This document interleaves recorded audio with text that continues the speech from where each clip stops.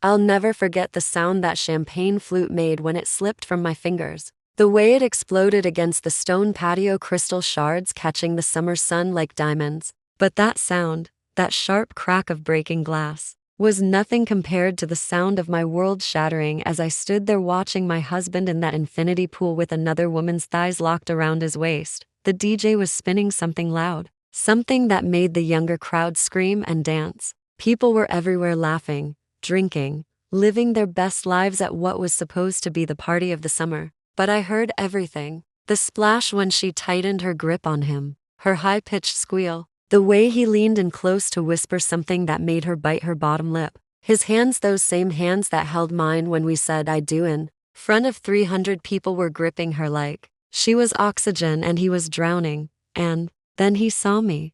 Our eyes locked across that crowded backyard full of Atlanta's black elite. I watched the blood drain from his rich brown skin. Watch pure terror replace whatever pleasure had been painted across his face seconds earlier. Watched him shove her away so hard she went completely under, arms flailing. Watched him scramble out of that pool like the devil himself was chasing him. What he did next would destroy everything he'd spent 15 years building. Every connection, every business deal, every relationship that mattered in our tight-knit community. And I made damn sure that everyone who thought we were relationship goals saw exactly who Terrence really was, before I tell you how I burned his whole world down and walked away wearing my crown. I need to know, where are y'all watching from? Drop your city or state in the comments. I need to know I'm not alone in this. And if you're new to Real Talk Stories, hit that subscribe button right now, because we share real stories about betrayal, survival, and the sweet taste of justice. Real Black women, real pain, real consequences. Trust me, what happened next? You're gonna want to stay until the very last second, because this isn't just about catching a cheating man. This is about what happens when a Black woman decides she's done being played for a fool. So let me take you back to where this mess started. My name is Jasmine Jazz to my friends. I'm 41 years old, and I'm a VP of marketing at a Fortune 500 pharmaceutical company here in Atlanta, Georgia. I moved here from Houston 12 years ago with my husband, Terrence. We'd been together for 15 years total, married for 12 of those. No kids. We tried for years, went through 3 rounds of IVF that left us emotionally drained and financially stressed. Eventually it became this wound we just stopped poking at. Looking back now, I wonder if that's when he started looking elsewhere for fulfillment. But let me paint the full picture, because you need to understand who we were before everything went up in flames. I met Terrence at an HCU alumni mixer in Houston back in 2010. He was holding court by the bar, telling some story that had folks doubled over laughing. He was 32, working in commercial insurance, and he had this magnetic energy, charming, driven, the kind of brother who could walk into a room and own it without saying a word. When he turned that focus on me, chilly, I felt like Bianca. We fell deep and fast. Within 8 months, we were inseparable. Within 3 years, we were married at this beautiful venue overlooking downtown Houston, with all our people there to witness. When his company offered him a director position in Atlanta, we saw it as our moment, our chance to level up together. And for a while, we did exactly that. We bought this stunning 5-bedroom in Buckhead, the kind of neighborhood where Black excellence wasn't just a hashtag, but a lifestyle. Where we'd have Juneteenth cookouts and holiday parties. Where successful Black couples supported each other's wins. Terrence was climbing fast in Atlanta's insurance world, making 6 figures and building real influence. I worked my behind off and eventually landed my VP role. From the outside, we were it. That couple. Friday date nights were sacred. We never missed them. Every summer, we'd take 2 weeks and go somewhere, Martha's Vineyard, Anguilla, Paris once. People would literally stop us to say, "Y'all are what we're trying to be." Our neighbors would joke that we were the gold standard, but somewhere between the Instagram posts and the Pinterest perfect life, things started shifting. Small things at first. Things I told myself didn't matter. Terrence started keeping his phone on him 24/7. During dinner, he'd pick it up, check it, type something quick, then set it face down. When I'd ask who was texting, he'd say just work without making eye contact. Then came the sudden gym obsession. My husband, who used to hit snooze 5 times every morning, was suddenly waking up at 8 a.m. to work out. He came home with a fresh lineup every week, started wearing tighter shirts that showed off his arms, got his teeth whitened twice. When I'd notice and compliment him, he'd just shrug like it was nothing. Just taking better care of myself, babe. But what really got me was how he started talking to me. It was subtle at first. I'd come home from work tired, maybe my edges weren't laid, and he'd look at me with this little frown like, rough day? Like being tired was somehow offensive. If I asked simple questions about his day, how'd that meeting go with the client from Nashville, he'd snap. Why are you interrogating me, Jazz? Damn, can a man just come home and breathe? I started second-guessing myself. Maybe I was being too needy. Maybe I was asking too many questions. Maybe I needed to be more understanding about his stress. It wasn't until my younger sister Kennedy came to visit from Houston that I realized how far gone I was. Kennedy is 38, sharp as a tack, and she doesn't play about her big sister. She stayed with us for a long weekend, and one night at dinner, Terrence made a comment about how I'd let myself go and maybe should hit the gym with him sometime. He laughed like it was funny. I forced a laugh too, trying to play it off. But Kennedy? She didn't laugh. She just stared at him. The second he left the table, she turned to me. Jazz, why does he talk to you like that? I felt defensive immediately. Like what? He's just joking around. That's just Terrence. No, Kennedy said firmly. That's who he's become. That's not the man you married. I made excuses. I told her she didn't understand our relationship, that every couple has their dynamic, that marriage requires compromise. But her words planted something in me I couldn't shake. Because deep down, I knew she was right. The man I married wouldn't have talked to me like I was a problem. The man I married made me feel like the most beautiful woman alive. Somewhere along the way, I'd become something to criticize instead of someone to cherish. And I'd convinced myself that was just marriage. But it wasn't. It was him setting the stage for something far worse. I can pinpoint the exact moment the pattern really kicked into high gear. About 7 months before that pool party disaster last November, Terrence told me he had a work conference in Miami for the weekend. Insurance Industry Summit, he said. Major networking opportunity. He seemed hyped about it, so I had no reason to question anything. He left on a Friday morning. That entire weekend, he called me once. One 3-minute call where he sounded distracted and rushed. When I tried calling back later, straight to voicemail. When I texted asking if everything was okay, he responded 4 hours later, phone died. Left my charger. I'll call tomorrow. He didn't call tomorrow. When he came home Sunday night, he had a tan. A noticeable tan. And when he kissed me hello, I smelled perfume. Not cologne, perfume. Sweet, floral, definitely not his. I asked as calmly as I could. Did you even go to the conference? You got a whole tan, and you smell like he cut me off. Are you serious right now, Jazz? I was in Miami. Of course I got some sun. And the perfume? I was at a networking mixer. People hug. You're being paranoid. That word, paranoid. Like there was something wrong with me for noticing. This is exactly why things are tense between us, he continued, shaking his head. You're always suspicious. Always negative. Always looking for problems instead of trusting your husband. Just like that, I became the problem. Not him coming home smelling like another woman. Not him barely communicating all weekend. Me, for noticing. That's when the real gaslighting started. Every concern I raised, every question I asked, he'd flip it back on me. You're being paranoid again.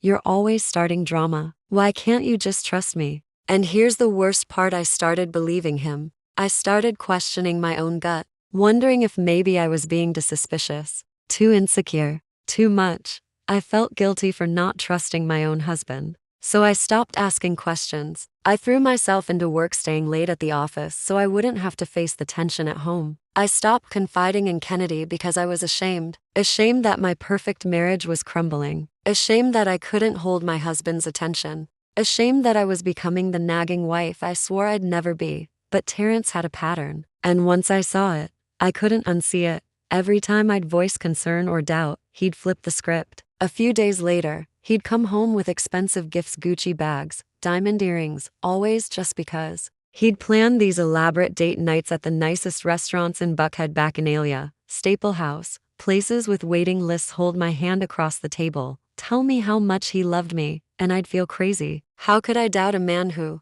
did all this? After everything I do for you, he'd say weeks later, when I'd bring up my concerns again.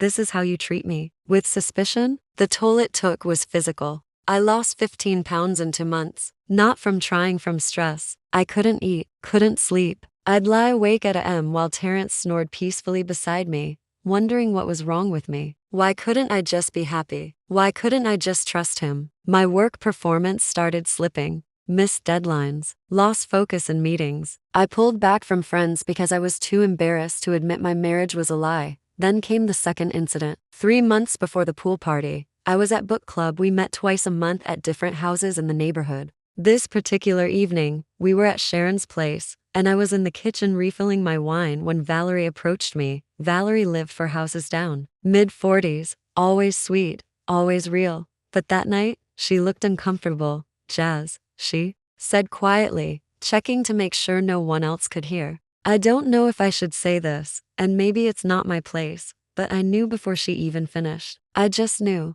I saw Terrence yesterday, at the Ocean Air. He was having lunch with a woman. She paused. She was young, maybe early 30s. Light skin, long box braids, and Jazz. They were holding hands across the table. The way he was looking at her, she didn't have to finish. I confronted him that night, calmly at first. Valerie saw you at the Ocean Air yesterday. With a woman. His reaction was explosive. So now you're listening to gossip? You're taking Valerie's word over your husband's? He jumped up from the couch, pacing, voice rising. She's jealous, Jazz. Her marriage is falling apart, so she wants to drag ours down too. She said you were holding hands. That was a client. He shouted. I'm out here building our future. And you're interrogating me about a business lunch? Maybe if you supported me instead of questioning every damn thing I do, we'd actually be happy. Then came the silent treatment. 4 full days where he barely spoke. 4 days of cold shoulders and heavy sighs, making me feel like I'd committed some unforgivable sin, and I broke. I apologized to him. Actually apologized for doubting him, for believing Valerie, for not trusting him enough. I felt like I was walking on eggshells in my own damn house. Valerie avoided me after that. I could see the guilt in her eyes whenever we passed. She tried to help me see the truth, and I chose him over it.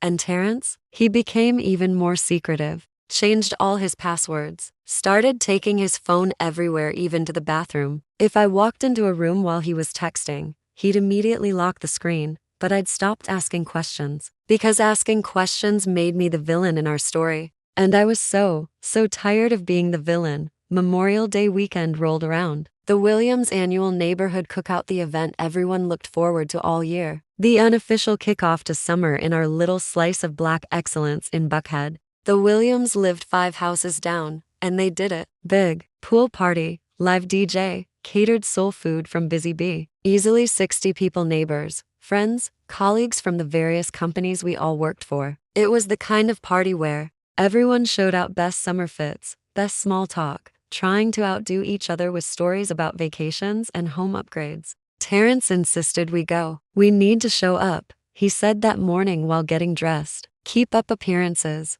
Appearances. Like our marriage was a performance and the neighbors were our audience. I tried. I really did. I wore a new sundress yellow, because Terrence used to say I looked beautiful in yellow. Did my hair, beat my face, practiced my smile in the mirror, told myself I could make it through. One afternoon, we arrived separately. Terrence said he had to handle something first, told me to go ahead. So I walked to the Williams house alone, carrying a bottle of wine, feeling exhausted before I even got there. The party was already jumping when I arrived. DJ playing something by Megan Thee Stallion, people dancing, kids running around with popsicles. I made my way to the outdoor bar, poured myself some champagne, and fell into small talk with some neighbors about nothing important, someone's new Tesla, someone else's upcoming trip to Martha's Vineyard. Then I heard it, his laugh, that specific laugh he used when he was flirting, when he wanted someone to feel special. I used to hear that laugh directed at me back when we were new. Now it made my stomach drop. I excused myself and walked toward the pool area, weaving through clusters of people. The fence around the infinity pool was decorative, waist high. I stopped at it, hand gripping the rail. There he was, Terrence, in the pool, and she was wrapped around him, legs locked around his waist, arms around his neck, his hands gripping her thighs, holding her there. They were laughing, faces so close they might as well have been kissing, completely absorbed in each other. She had light brown skin and long box braids. Exactly like Valerie described 3 months ago. There were other people in the pool, sure. But they might as well have been alone. The way he was looking at her, God, I couldn't remember the last time he looked at me like that. Like she was everything. Like nothing else existed. Then his eyes drifted across the crowd, casual, lazy, and locked with mine. I watched the color drain from his face, watched his expression shift from pure joy to absolute terror in a heartbeat. He pushed her away so violently she went completely under, arms flailing. He stumbled backward, nearly slipping on the pool floor, panic written all over him. My legs went weak. The champagne flute slipped from my fingers and shattered on the stone patio. Crash. The sound cut through the music, through the laughter. People turned, everything moved in slow motion. The woman surfaced from the water, confused, gasping. Terry, what the hell? She stopped mid-sentence when she saw me standing there. Terrence was already scrambling out of the pool, water streaming off him, his eyes never leaving mine. Jazz, baby, let me explain. He reached for my arm. I jerked back so hard I almost fell. Don't you dare touch me. Everyone was watching now. The music was still playing, some Usher track, but conversations had stopped. Heads turning, whispers spreading like wildfire through the crowd.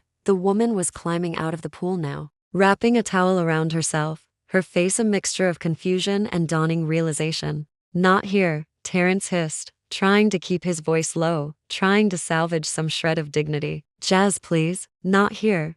But I was done protecting him, done protecting his reputation, done being the quiet, understanding wife. Who is she, Terrence? My voice came out louder than I intended, loud enough that the people nearby stopped mid-conversation. She's nobody, he stammered, water dripping from his shorts. Just a friend from work. We were just Terry. The woman had reached us now, towel clutched around her shoulders, braids dripping. What's going on? Who is this? She didn't know. This woman who'd had her legs wrapped around my husband, who'd been giggling in his arms like they were the only two people in the world. She had no idea who I was. I looked at her, and despite everything, I felt a flash of pity. Because I knew exactly what was coming next. And it was going to hurt her too. I'm his wife, I said clearly. Her face went through the same transformation his had. Shock, confusion, horror, then betrayal.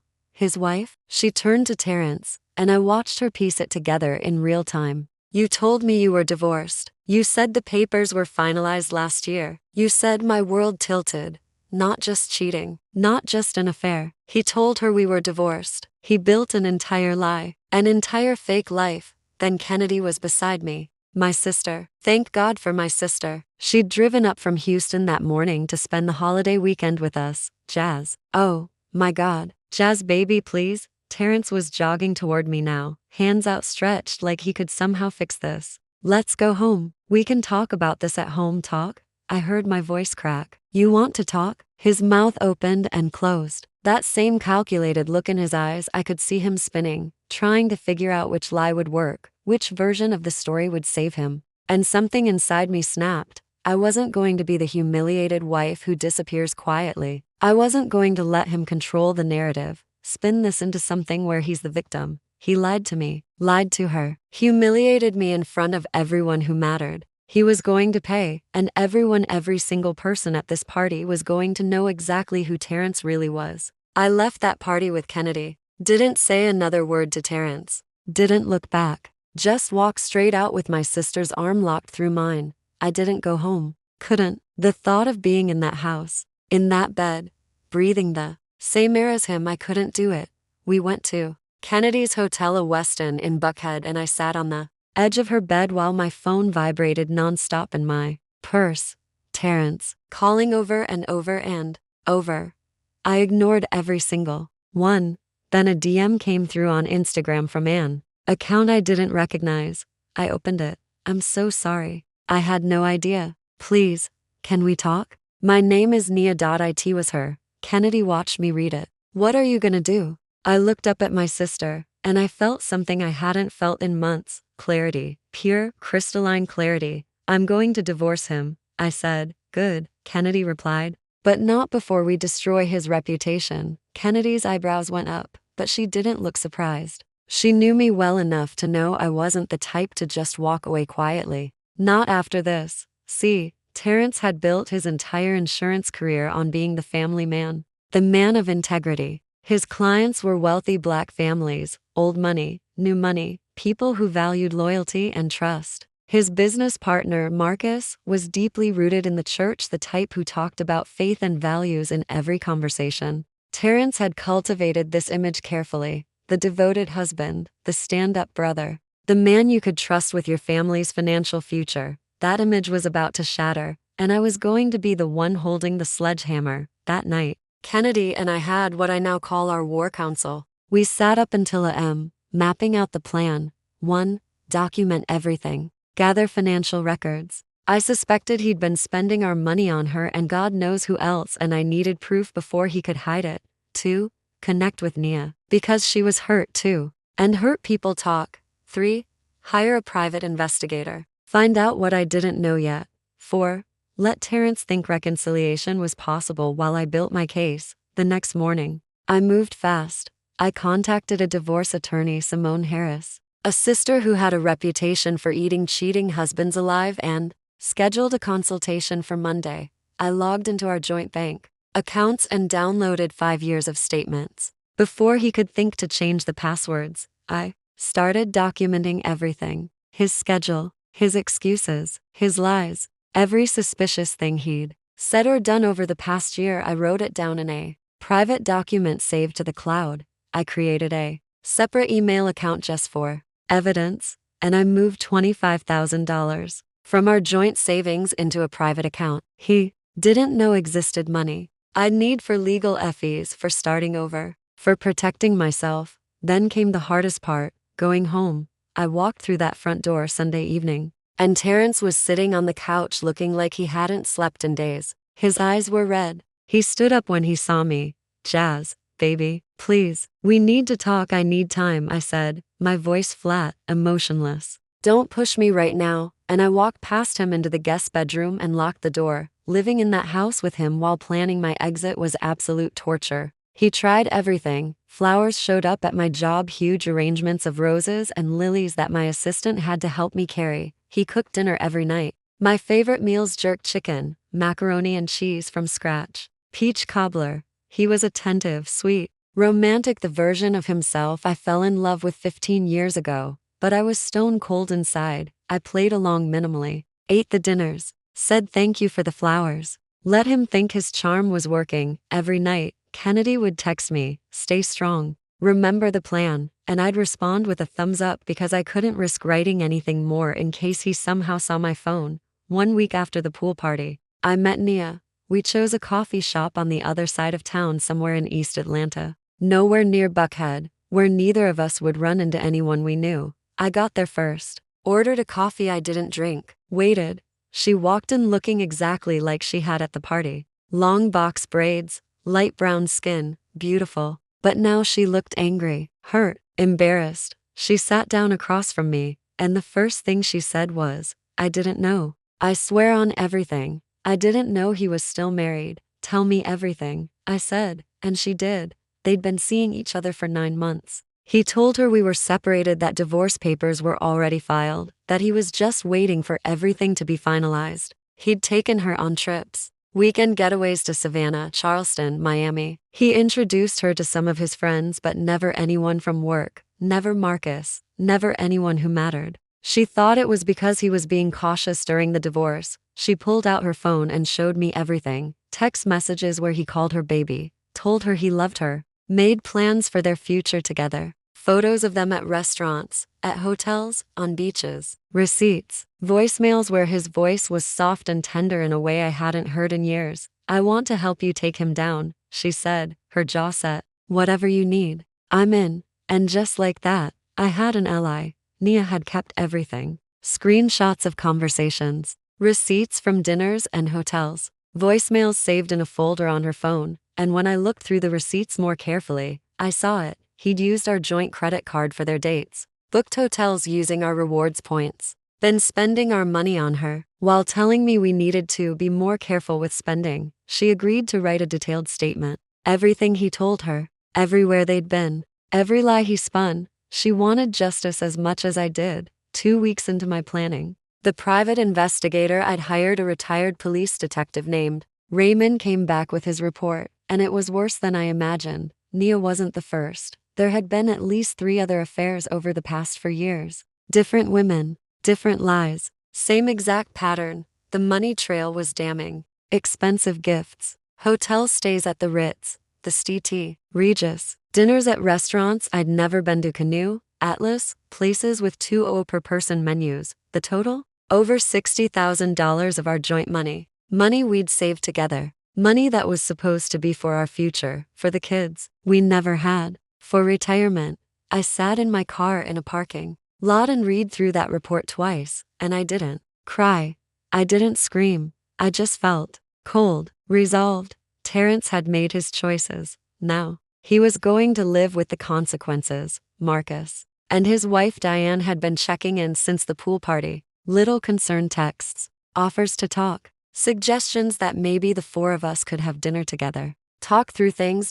So when I reached out and suggested exactly that, a dinner, the 4 of us, to talk about marriage and working through difficulties, they jumped at it. Terrence thought this was reconciliation. He thought I was trying to save face, to show our community we were working things out. When I told him about the dinner, I saw the relief wash over his face. That's good, baby, he said, actually smiling for the first time in 2 weeks. That's real good. Shows we're a team. I booked us a table at Bacchanalia, one of the nicest restaurants in Atlanta. Elegant, intimate, the kind of place where people go for anniversaries and celebrations. Saturday night, 7:30 p.m. Terrence got dressed up. His best suit, the navy Tom Ford, the cologne I used to love. Fresh lineup. He actually looked hopeful. We arrived before Marcus and Diane. Terrence held my hand as we walked in, and I let him. Smiled when the hostess said, "We made a beautiful couple." Played my part perfectly. Marcus and Diane arrived right on time. Hugs all around. Warm greetings. We settled into our corner table. The conversation started. Easy. Talk of summer plans, their kids, church events, their upcoming anniversary trip. Then it shifted, as I knew it would, to marriage. Diane talked about commitment, about covenant. Marcus talked about faith, about weathering storms together, about how marriage required sacrifice and work. Terrence played his role beautifully. The repentant husband, "We're working through a rough patch," he said, reaching for my hand across the table. "But we're committed to each other, to our vows. We're gonna get through this stronger than ever." I smiled tightly, sipped my wine, said nothing. We ordered appetizers. The atmosphere was warm, comfortable, exactly what I needed it to be.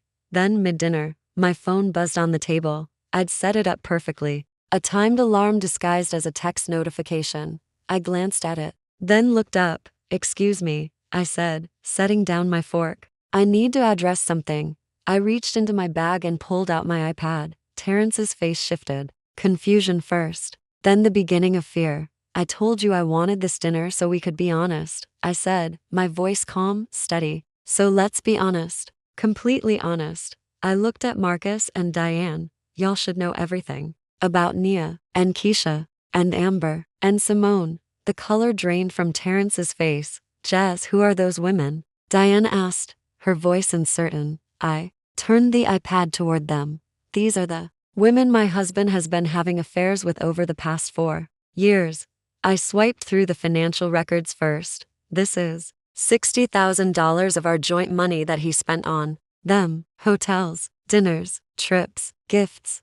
Marcus leaned forward, his face darkening as he read. Diane's hand went to her mouth. "Baby, not here." Terrence's voice was desperate. "Please." I swiped again. Photos now. Terrence with Nia at a restaurant. Terrence with another woman on Stone Mountain. Terrence at the St. Regis, his arm around someone who wasn't me. "This is the timeline," I continued, my voice steady. 4 years of lies. 4 years of him building his reputation as a man of integrity while destroying our marriage. This is insane. Terrence stood suddenly, his chair scraping. Other diners turned. "You're being vindictive. Sit down, Terrence." Marcus's voice was quiet but carried weight. Terrence tried to grab the iPad. I pulled it back. Diane reached across, taking my hand. "You humiliated me at that pool party," I said, looking directly at him. "In front of our entire community. This is just returning the favor." Marcus was still scrolling, his jaw tight. "Marcus, please," Terrence started. Not now, Marcus said. This is a liability. Our clients, our reputation, everything we built. I watched it hit him. This wasn't just about his marriage falling apart. This was about his career imploding. I filed for divorce. The papers will be served Monday morning at your office. His eyes went wide. I've documented everything. Every dollar you spent. Every lie you told. I paused. And Nia sends her regards. She's cooperating fully. She wants you to know she's not protecting you. That broke him completely. He started crying right there, begging. Jazz, please. I'll do anything. We can work this out. People were staring now, whispering. I stood up, smoothed down my dress. Diane stood with me, still holding my hand. I'm done, Terrence. I'm done being lied to. I'm done being disrespected. I'm done being married to you. I looked at Marcus. Thank you for dinner. I'm sorry it had to be like this. Then back at Terrence one last time. Enjoy paying for dinner. I walked out with my head high, Diane beside me, while Terrence sat there crying into his $40 wine, and as I slid into my car, I felt something I hadn't felt in years. Free. Monday morning, 10:15 a.m. Terrence was served with divorce papers at his office. His assistant called me, told me he locked himself in his office for 2 hours. Then my phone exploded. 52 calls in one day. 52 texts.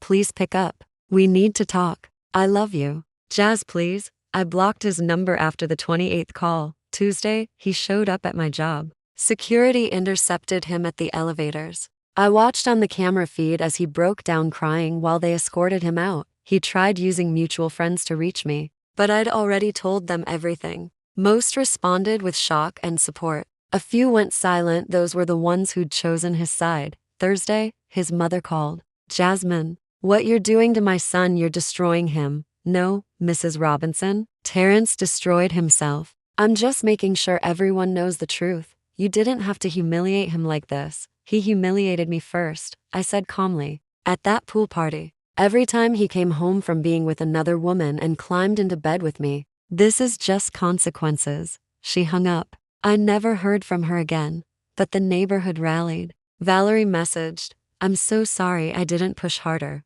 I told her, you tried. I wasn't ready then, but I'm grateful. Black women in the neighborhood reached out with support. Food, coffee, wine nights, sister circles. The men distanced themselves from Terrence. No more golf outings or poker nights. The Williams reached out with love. We're here for you, sis. Whatever you need.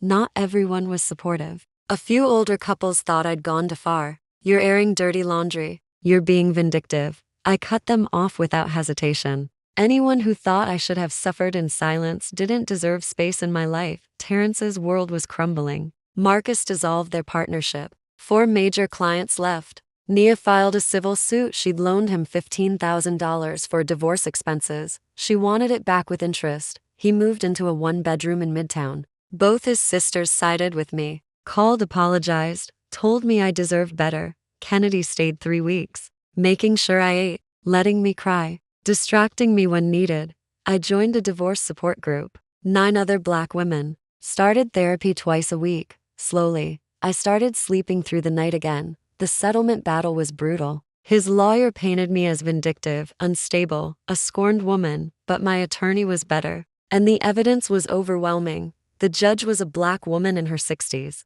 She looked at Terrence and said, Mr. Robinson, the level of financial and emotional deception here is remarkable. I won. The house, 65% of assets. Spousal support for years. His retirement split. He had to pay my legal fees every dollar. When the gavel came down, Terrence dropped his head into his hands. I walked out. Kennedy was waiting. I collapsed into her arms and sobbed. Not from sadness. From relief. It was over. 1 year later, I'm sitting in my living room watching the sunrise. The divorce was finalized 6 months ago. I'm thriving. Promoted to senior VP 3 months ago. Kennedy and I are closer than ever. Saturday brunch, once a month in West Midtown. You're different now, she told me. You walk taller. I've started dating again. Nothing serious. It's freeing. I joined a women's empowerment collective. 15 Black women. We talk about boundaries, self-worth. Red flags. As for Terrence, he's struggling. One of his other women got pregnant. He's paying child support for a child he barely sees. His career never recovered. He's working for a smaller firm, making a fraction of what he used to. He's still single. His reputation precedes him. Black women talk. And we remember. He tried reaching out on my birthday. I deleted it without reading. That chapter is closed. The biggest change? It's in me. I stopped people pleasing. Stopped apologizing for taking up space. I learned to trust my intuition again. I'm not afraid of being alone. Friday nights are my night now. Bubble bath, good wine, sometimes just silence. I redecorated the entire house. Deep burgundy living room, soft cream bedroom. His office became a meditation space. Every room tells my story now. I started a blog about financial independence after divorce, recognizing manipulation, rebuilding. I get messages from Black women all over telling me my words gave them courage to leave, to speak up, to choose themselves. I've spoken at 5 women's groups in Atlanta about recognizing emotional abuse and financial manipulation. So if something about my story feels familiar, listen, trust your intuition. If something feels off, it is. Don't let anyone gaslight you. Document everything. Screenshots, receipts, dates, times. Tell someone you trust. Find your Kennedy.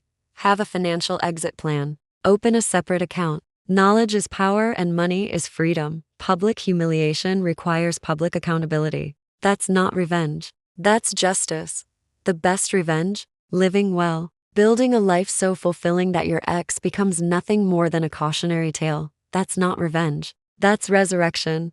That woman at the pool party, Nia? She did me the biggest favor of my life. She exposed what I'd been too afraid to see. That champagne flute I dropped? It was my old life shattering. The life where I made myself small, where I accepted crumbs. That glass breaking was the sound of something new beginning. Something stronger. Something mine. What would you have done? Would you have exposed him? Or handled it differently? Drop your thoughts in the comments. Have you ever caught someone in a lie this big? Share your story. This is a safe space. If this resonated with you, hit that like button. Subscribe to Real Talk Stories for more real stories of betrayal and justice. Real Black women, real pain, real consequences. Share this with someone who needs to hear. They deserve better. That friend making excuses. That sister questioning her reality. Because staying silent protects the wrong person. When you stay silent about mistreatment, you're protecting the person who hurt you. Speak up. Stand up. Tell your truth. And never let anyone dim your light to make themselves comfortable in the dark. I'm Jasmine. I'm 41 years old. I'm a senior VP, a sister, a friend, a survivor. This was my story. Thank you for listening.